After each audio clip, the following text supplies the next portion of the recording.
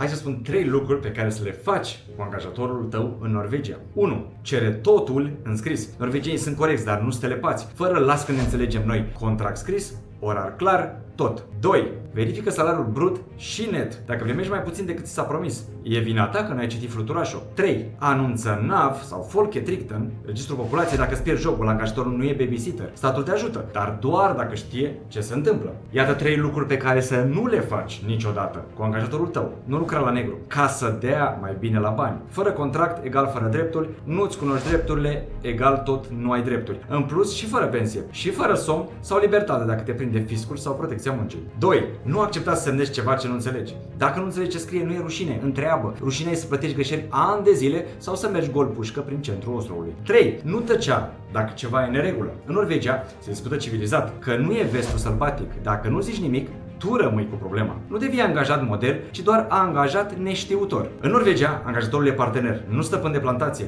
dar trebuie să știi și tu regulile jocului. Că altfel, ești faultat sau mai mereu pe banca de rezerve. Dă share, like sau follow dacă mai vrei să vezi materiale asemănătoare.